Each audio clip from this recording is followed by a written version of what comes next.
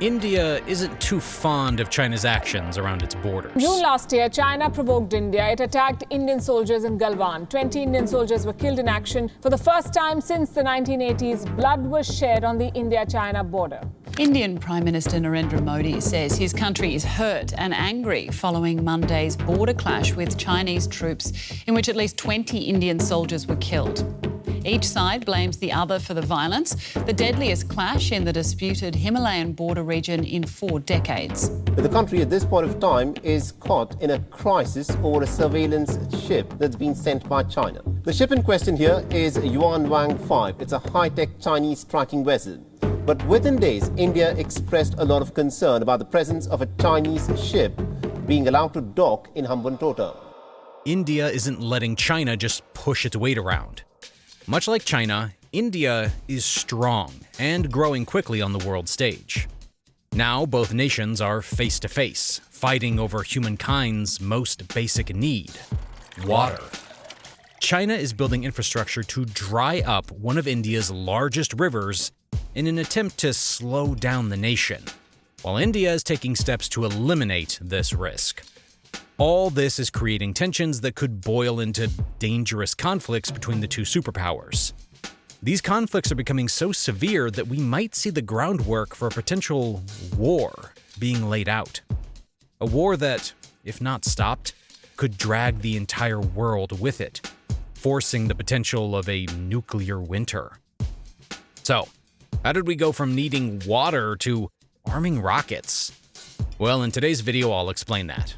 I'll get into what exactly China is doing, its motives, and the vast implications this has for world peace. China into a global economic powerhouse, second in GDP only to the United States. China seems to leave everyone else behind. India's GDP grew by 13.5% in the first quarter of this financial year, their fastest since 2021. Better than the world, it's an impressive first quarter, much better than other major economies. Expected to still see its economy grow by about 8.4%. That would really be one of the best growth rates in the world. So China is recovering much quicker than most of the rest of the world. India has managed to not get adversely affected. This is no mean achievement given the population and the size of our country. A few weeks ago, I made an extensive video talking about the water crisis that China is facing. For those who haven't seen it, feel free to check it out in the link in the description below. But let me summarize it all right now. China is facing one of the most severe global cases of a water crisis. As the droughts intensify, water is becoming more scarce. And it's not just the drought that has caused this. China's vast population and vast quantities of water needed for agricultural, domestic, and industrial use are taking a toll on the nation. When you factor in the fact that almost the entire population of China lives in the northern part of the country, which is very barren, while the available water resources are mostly in the southern regions, you begin to understand why this is a crisis. But the woes do not end there. Apart from the direct usage of water, China relies quite significantly on hydroelectric power to generate electricity. It goes without saying that China's energy needs are immense. You do not become the manufacturing hub of the world without a dependency on energy, now do ya? If you keep doing this elementary math and adding 1 + 1, you can see how a water crisis can also turn into an energy crisis, and together that can become a food crisis. Quite the chain, isn't it? Well, the overall point I'm making is that water is important to China. And by this same logic, you can see how the unavailability of water in any nation can trigger a food crisis and send a nation spiraling. This is why nations guard their water resources. Because, well, he who controls the water can control a nation. It is the knowledge of that realization that brings us into the India-China conflict. Now, before I jump into China's brutality, please take a minute to like this video. Covering war topics is always a little risky on YouTube, but your likes have been helping me a lot in terms of the YouTube algorithm. All right, back to it. In a bid to ease its own burden, China is addressing some of its water and energy needs. However, it's coming at a cost. What's the cost, you ask? Well, India, Bangladesh, and a few other Asian countries. Yes, nations are the price. Let me explain. This right here is the Brahmaputra River. It's an 1,800-mile-long river that begins in China's southwest Tibet region, where it is known as the Yarlung Tsangpo. From there, it continues and enters India in the mountainous, remote northeastern state of Arunachal Pradesh, where it is also called the Siang. It then descends into the plains of adjoining Assam state and ends in Bangladesh in the Bay of Bengal. This one river, known by many names as it stretches across 3 nations, is a life source for hundreds of millions of farmers and residents. That is to say, nothing of the environmental benefit of something so large and grand. So where does the conflict fit into all of this? Well, China began to build a hydroelectric dam on the river in a bid to generate power. They did this in Gyaka, a county in Tibet. And yes, even though Tibet is supposedly an autonomous region, everyone and their grandmother knows that the firm hand of the CCP runs things there. Now, if China built one hydroelectric plant to provide energy for the 23,000 or so residents that reside there, it would be okay. In terms of energy output, that would be more than sufficient. However, to date, China has built not 1, not 2, but 4 hydroelectric plants in Gyaka. These are Dagu, which has an output of 640 megawatts, Xiacha, which outputs 320 megawatts, Jiasu, which outputs 560 megawatts, and Zhangmu, with 510 megawatts. Now, why would China want 4 superstations, all within kilometers of each other, all in the same low population density area? It's not like these stations are powering Beijing or anything. Well, when you factor in the fact that these hydroelectric stations are built upstream, and they take away from the water pressure and the water quantities that then channel down to India and Bangladesh, you quickly realize where the problem is. China has built unnecessary power stations to power a small city just to inflict pain on India. Or, well, that's what the optics look like at the very least. That's not all, however. Right before the part of the river that turns to enter India, yes, this part, China made plans to build additional dams, 3 of them actually. These are Pangsum, Liangsai, and Niang. So let's run through this again. Right on the river stream that feeds into India, China has built 4 mega hydroelectric power stations and 3 dams. Yikes. You can understand why India is causing a ruckus.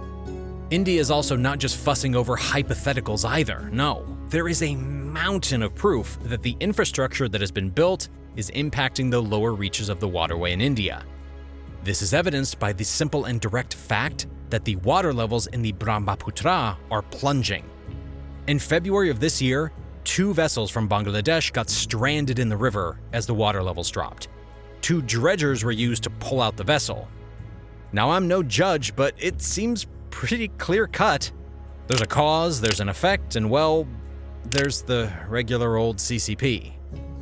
4 stations and 3 dams, merely kilometers from each other, are a big factor to consider. But it's not the only fact to consider when you're looking at India being disgruntled. Remember when I said that most people live in northern China where it's dry, while most water sources are in southern China? Well, the CCP knows this, and back in 2003 they launched the $60 billion north-to-south water transfer project. This was a project aimed at drawing water from tributaries of the Yangtze River to replenish the dry north. This was part of a scheme to draw water from the south of China, where most of the freshwater supplies are, and to bring it to northern China, where most of the population lives. Bringing it to the present, the Brahmaputra River is a victim of this ambitious Chinese project. You see, Chinese engineers are testing techniques that could be used to build 1,000-kilometer tunnels, the world's longest, to carry water from Tibet to Xinjiang, a barren region in northwest China. Remember, the Brahmaputra River originates in Tibet, where it's called the Yarlung Tsangpo River. It's from here that China plans to divert water to its northern regions. India has taken a firm stance against this action. If water is diverted from the upstream Brahmaputra, then by the time it gets to the actual Brahmaputra in India, there will be nothing but a trickle. Again, there is evidence of this as the water levels are already dropping. Hundreds of millions of farmers and residents who depend on that river will be left in pretty dire situations. There will be hunger strikes in India, which, given its population, will cause a huge uproar. Bangladesh will also be a victim of this as well, given that the river passes through that nation too. Basically, China's actions are punishing India and Bangladesh in a very severe manner. This is something that India, they're not going to stand for. India has had disputes with China in the past, something you can go over in depth in this video I made before. You can find the link in the description. One thing that all previous China-India border disputes show is that India is not afraid to become militant if the need arises. And in breaking news coming in from India, where an intrusion by Chinese troops led to clashes between troops of both the countries, Indian Army foiled the attempt which happened 3 days back. The PLA tried to intrude. Injuries have been reported on both the sides. The clash comes amidst the 9th round of military talks between India and China. No shots were fired, but soldiers clashed and died. There are claims brutal, basic weapons were used. Two nuclear powers were in hand-to-hand combat, and both blame the other. When this new threat of robbing India of water results in the suffering and death of millions in India, you can be certain that their response is not going to be gentle. It will be swift and strong. As journalists, one of the things we make sure to do is to maintain a level of impartiality, and this includes giving the benefit of the doubt to all parties. However, in a case like this, where China builds 4 power stations that are within kilometers of each other, 3 large dams, and begins to divert water from the very source of one of the primary rivers in India, well, it becomes hard to defend that action. China and India do not have any water-sharing treaties, just a hydrological data sharing pact from 2018. This means that, in theory, China feels it has the freedom to do as it pleases. But this is not something that India will let stand. Beijing has denied the allegations of causing harm to India, and through China's foreign ministry, spokesman Hong Lei has released a statement saying, "Our projects have not affected the lower stream regions, including those in India." Indian officials, on the other hand, are not buying this, with a local Indian state lawmaker, Tako Dabai, on record saying, "We suspect the sudden drying up of the Siang, the Brahmaputra, could be a result of China either diverting the river water on their side or due to some artificial blockades somewhere in the upper reaches." To protect its own interests, in addition to putting pressure on Beijing, India has begun considering a plan to build a 10 gigawatts hydropower project in a remote eastern state following the news report suggesting that China could construct even more dams on a section of the Brahmaputra River. The primary motivator for this is that Indian authorities are concerned that the Chinese projects could trigger flash floods or create water scarcity. And therefore, as a countermeasure, they have floated the idea to build the dam, which could help avoid any possibility of a drought in the region. Basically, it helps in aiding their cause and does not leave them entirely at the mercy of China's kindness. The reality of the matter is that China's continued actions will have devastating effects on India and Bangladesh. All those actions happening upstream of the river will no doubt cripple the things that are happening downstream. If China keeps ignoring India's pleas and warnings, what will happen is the same thing that has always happened between the two nations when it comes to border control: military conflict. Neither India nor China is a pushover, and any military conflict can easily have grave consequences. Whether the Brahmaputra will be the spark for war between the two nations is yet to be seen. But in the interest of peace, it is the hope of this journalist that matters don't devolve into that. As I mentioned earlier, war topics are not treated kindly by the YouTube algorithm. In fact, some of my previous videos were demonetized, so let's hope this one doesn't meet the same fate. And that's why I launched a Patreon where you guys can support the videos. Please check it out by clicking the link in the description.